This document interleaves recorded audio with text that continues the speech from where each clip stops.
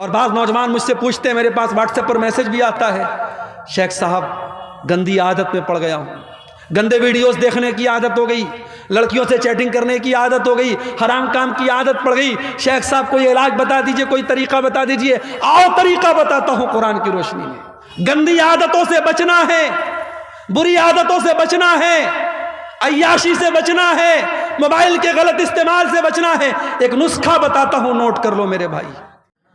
اگر ہم چاہتے ہیں کہ اللہ کی مدد آئے، میرے نوجوان ساتھیوں، آپ کو اپنی جوانی کی حفاظت کرنی پڑے گی، اپنی جوانی کی اہمیت کو سمجھنا پڑے گا۔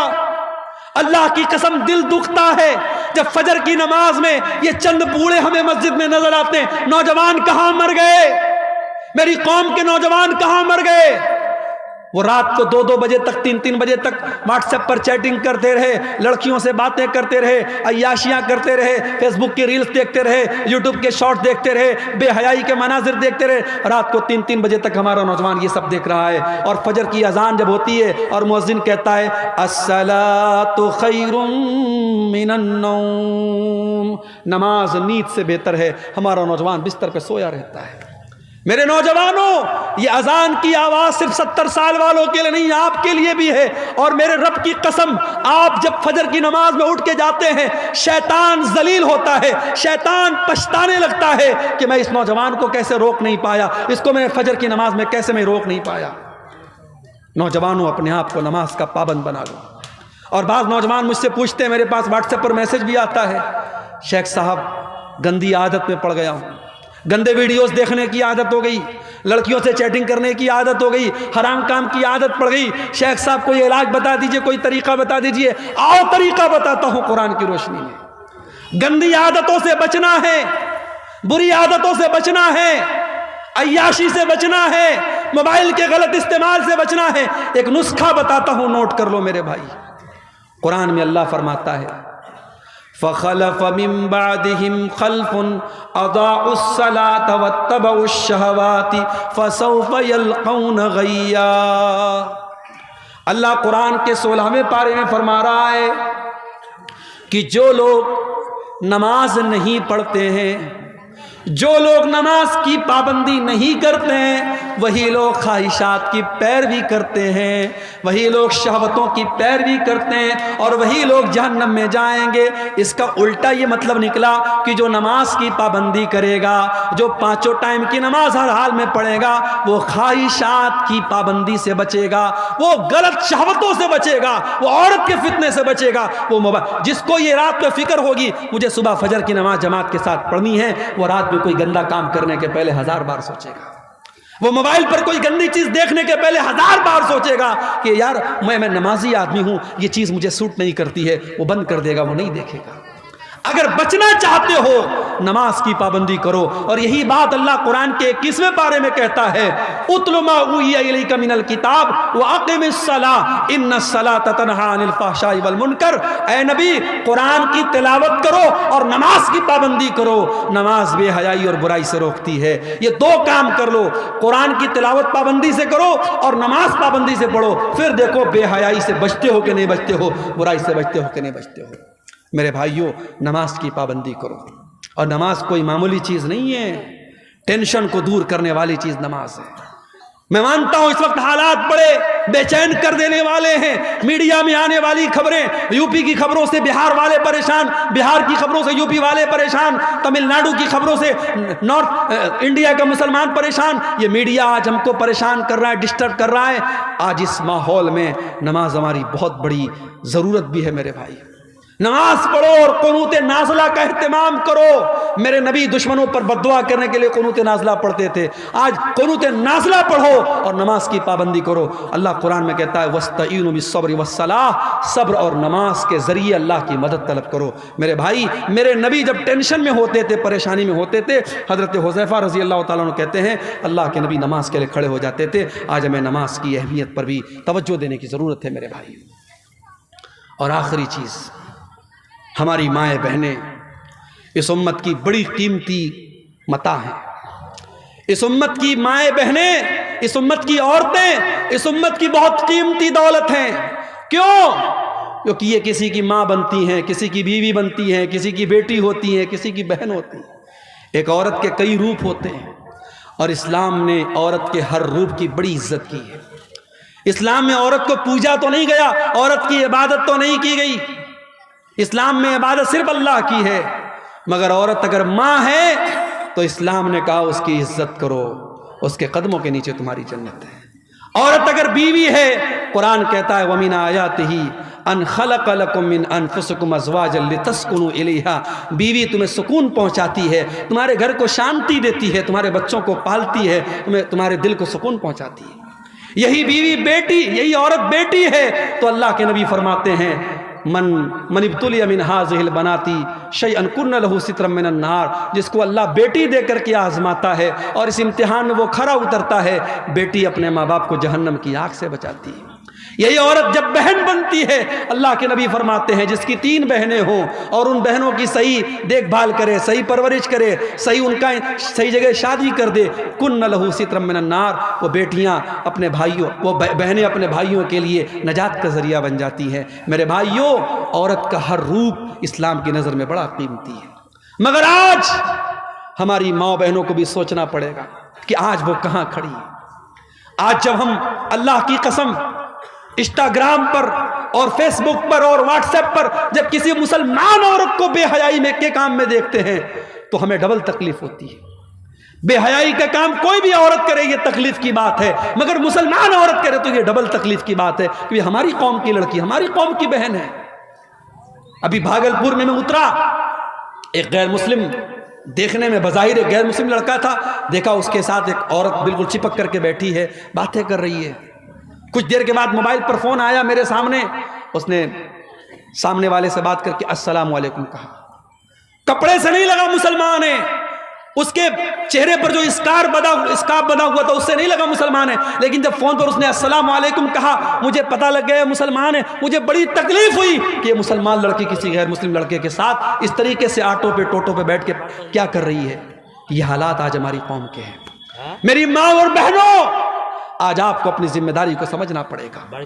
آج آپ کو بے حیائی اور بے غیرتی کے اس طوفان کا مقابلہ کرنا ہے، اس کا شکار نہیں بننا ہے۔ عورت بڑی قیمتی چیز بھی ہے اور شیطان کا بہت بڑا ہتھیار بھی ہے۔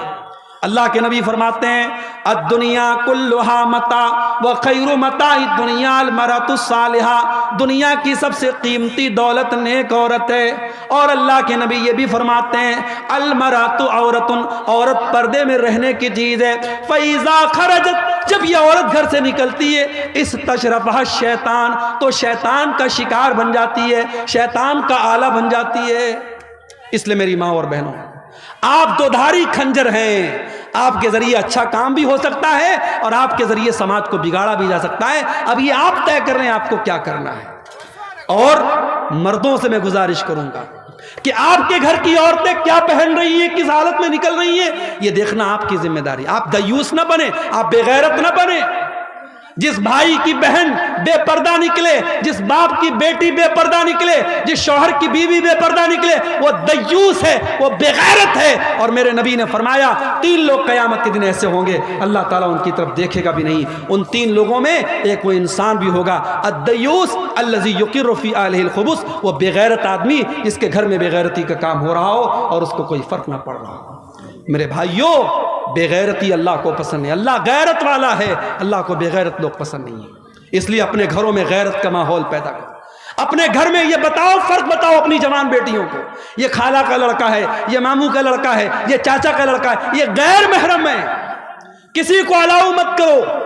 واٹس ایپ پر کسی کا سلام آیا، اپنی بہنوں سے کہنا چاہتا ہوں خبردار کسی اجنبی کو لفٹ مت کراؤ۔ وہ پہلے بھائی بن کر کے بات کرے گا، پھر دوست بن جائے گا، پھر بوائے فرینڈ بن جائے گا، پھر ملنے کی بات کرے گا، پھر تمہاری خوبصورتی کی تعریف کرے گا۔ وہ کس طریقے سے پٹی پڑائے گا تم نہیں سمجھ سکتی۔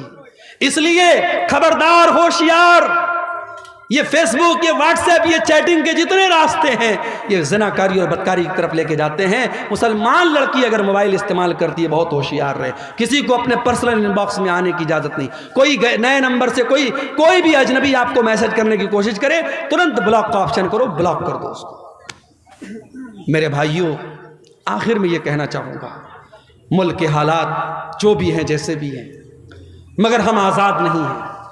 ہمارے بڑے موجود ہیں، ہمارے علماء موجود ہیں، ہم اپنے علماء کی، اپنے بڑوں کی رہنمائی کے بغیر کوئی قدم نہیں اٹھائیں گے، کوئی ایسا کام نہیں کریں گے جس سے ہمارے ملک کا کوئی نقصان ہو، ہماری کمیونٹی کا کوئی نقصان ہو، ہمارے سماج کا کوئی نقصان ہو۔ دنیا میں جو لوگ اور فتنہ فساد کی باتیں کر رہے وہ کرتے رہیں، میں تو کسی ایسے بیان کے بھی پچ میں نہیں ہوں جو بیان دو کمیونٹی کے بیچ میں فساد پھیلانے کی کوشش کریں۔ ہم امن اور شانتی کے پرتیک ہیں اور رہیں گے، لیکن ہاں ہم بزدل بھی نہ بنیں، ہم کمزور بھی نہ بنیں۔ اگر واقعی میں کوئی ہم پر ظلم کر رہا ہے تو ظلم کو سہن نہیں کرنا چاہیے، ظلم کو برداشت نہیں کرنا چاہیے، ظلم کا مقابلہ کرنا چاہیے۔ اور اگر اپنی جان اور اپنی عزت اور اپنی آبرو کی حفاظت کرنے میں کوئی مر بھی جائے تو میرے نبی نے فرمایا من قتل دون عرضہ و مالہ فہو شہید، اپنے مال کی حفاظت کرنے میں، اپنی آبرو کو بچانے کے لیے کوئی مر جائے، کوئی قتل ہو جائے تو وہ اللہ کی راہ میں شہید ہوتا ہے۔ میرے بھائیوں، اپنی عزت کی بات آ جائے تو ٹیپو سلطان کا وہ جملہ یاد رکھنا کہ شیر کی ایک دن کی زندگی گیدڑ کی 100 سال کی زندگی سے بہتر ہوتی ہے۔ آپ جانتے ہیں بہار میں حکومت کی طرف سے شراب بند ہے، گجرات میں بہت پہلے سے شراب بند ہے، مگر یہ عجیب مسئلہ ہے، جہاں شراب بند ہے ڈاٹا بتاتا ہے گجرات میں شراب ایک زمانے سے بند ہے، لیکن سب سے زیادہ شراب گجرات میں پی جاتی ہے۔ بہار میں شراب بند ہے، مگر شرابیوں نے بتایا، شرابیوں سے پوچھو تو بتائیں گے کہ شراب پہلے سے زیادہ اویلیبل ہو جاتی ہے شراب پینے والوں کو۔ تو دیکھو قانون کے ڈنڈے سے شراب نہیں رک رہی ہے، قانون کے ڈنڈے سے شراب نہیں رک رہی، کس سے روکے گی؟ ایمان کی طاقت سے روکے گی۔ قرآن کی آیت اتری کس ماحول میں؟ جس ماحول میں شراب پانی کی طرح لوگ پیتے تھے، ہر دسترخوان پہ شراب رہتی تھی، اور اسی لیے شراب اکٹھے حرام نہیں ہوئی، شراب 3 اسٹیپ میں حرام ہوئی۔ پہلے اللہ نے سورہ بقرہ کی آیت نازل کی، یسألونک عن الخمر والمیسر قل فیہما اسم کبیر ومنافع للناس واثمہما اکبر من نفعہما۔ اے نبی، لوگ آپ سے شراب کے بارے میں پوچھتے ہیں، جوا کے بارے میں پوچھتے ہیں، اے نبی آپ بتا دیجئے کہ شراب اور جوا میں کچھ فائدہ ہے لیکن زیادہ نقصان ہے، اس کا نقصان زیادہ ہے، فائدہ کم ہے۔ اب یہ شراب میں کیا فائدہ تھا؟ شراب پینے والے کہا کرتے تھے اس کو پی کر کے ہمارے اندر طاقت آ جاتی ہے، جوا کھیلنے والے کہتے تھے جوا کھیل کر کے ہم راتوں رات امیر بن جاتے ہیں۔ تو اللہ نے کہا چلو فائدہ ہے لیکن نقصان زیادہ ہے، شراب پی کے تم بہت غلط کام کرتے ہو، جوا کھیل کے بہت غلط کام کرتے ہو۔ یہ پہلی آیت اتری۔ دوسری آیت اتری سورہ نساء کے اندر، اللہ نے فرمایا لا تقربوا الصلاۃ وانتم سکارا، دیکھو شراب پی کر کے نماز کے قریب مت جاؤ۔ پھر تیسری آیت اتری سورہ مائدہ کی، انما الخمر والمیسر والانصاب والازلام رجس من عمل الشیطان، شراب، جوا اور پانسے کے تیر اور غیر اللہ کے آستانے یہ سب گندے کام ہیں، شیطان کے کام ہیں۔ جب یہ آیت اتری صحابہ کرام شراب پی رہے تھے، جیسے ہی قرآن کی یہ آیت اتری اور نبی نے آ کے بتایا کہ ایسی آیت اتری ہے، صحابہ نے اپنے گھر سے شراب کے سارے برتن نکال کے توڑ کے پھینک دیے، شراب پورے مدینہ کی گلیوں میں پانی کی طرح بہہ گئی۔ آج ہمارے ملک میں گٹکھا بک رہا ہے، سگریٹ بک رہی ہے، بیڑی بک رہی ہے، بیڑی کے پیکٹ پہ لکھا ہوا ہے، سگریٹ کے پیکٹ پر لکھا ہے tobacco is dangerous to health, تمباکو کا استعمال صحت کے لیے بہت خطرناک ہے، ٹوبیکو کازز کینسر، تمباکو سے کینسر ہوتا ہے۔ حکومت چھپوا بھی رہی ہے، اس پر پھیپڑے کی خطرناک تصویر بھی بنی ہے، کینسر کی تصویر بھی بنی ہے، اور وہی حکومت لائسنس دے رہی ہے، اور بیڑی بھی بک رہی ہے، گٹکھا بھی بک رہا ہے، سگریٹ بھی بک رہی ہے۔ میرے بھائیوں، دنیا کے قانون اور دنیا کے ایڈورٹیزمنٹ کے ذریعے جو کام نہیں ہوا محمد رسول اللہ کے دور میں، جب ایڈورٹیزمنٹ نہیں تھا، جب ٹی وی اور ریڈیو کا دور نہیں تھا، صرف ایک قرآن کی آیت پر پورے مدینہ میں شراب کی ندیاں بہہ گئیں۔ ہم اسی نبی کا کلمہ پڑھنے والے ہیں میرے بھائی، ہمیں کوئی شراب کا نقصان نہ بھی بتائے، ہمارے لیے تو اتنا کافی ہے کہ میرے نبی نے شراب کو حرام قرار دیا ہے، اور میرے نبی نے کہا ہے شراب اتنی گندی چیز ہے، جو شراب پیے گا قیامت کے دن جہنمیوں کا پیپ اور مواد اسے پلایا جائے گا۔ شراب اتنی گندی چیز ہے، میرے نبی نے لعنت کی شراب پینے والے پر، پلانے والے پر، شراب کے لیے جو رس نچوڑا جاتا ہے اور شراب کو جو لے کے جاتا ہے، شراب کو جو بیچتا ہے، جو خریدتا ہے، سب پر اللہ کے نبی نے لعنت کی ہے۔ میرے پیارے ساتھیوں، شراب ام الخبائث ہے، جو شراب پی لے گا وہ زنا بھی کر سکتا ہے، وہ اپنی ماں بہن بیٹی کے ساتھ بھی غلط کام کر سکتا ہے، کچھ بھی کر سکتا ہے وہ۔ اس لیے مسلمان شراب بندی تو ہمیں اور آپ کو کرنا چاہیے تھا۔ مجھے یاد ہے ہریانہ کے گاؤں میں مسلمانوں نے یہ فیصلہ کیا تھا کہ ہمارے یہاں شادی میں 1 پیسہ جہیز کا نہیں لیا جائے گا، اور لڑکی کی شادی سمپل طریقے سے ہوگی، کوئی بارات نہیں آئے گی، اور کوئی بارات لے کے جائے گا، کوئی جہیز لے گا تو پورا گاؤں اس کا بہشکار کرے گا۔ آج یہ مثال ہریانہ میں موجود ہے، میڈیا میں اس کو بہت بیان کیا گیا۔ میں چاہتا ہوں آپ کے گاؤں میں، آپ کے علاقے میں بھی اس طریقے کی تحریک چلے کہ ہمارے گاؤں کا جو شراب پیے گا ہم گاؤں سے اس کا بائیکاٹ کر دیں گے۔ آپ ایسی کوشش کریں، انشاءاللہ جب آپ شراب بندی کریں گے تو پوری ملک کے لیے مثال بنے گی۔ میرے بھائی، جو کام قانون کے ڈنڈے سے سمبھو نہیں ہے وہ مذہب کے ذریعے اور ایمان کے ذریعے سمبھو ہے۔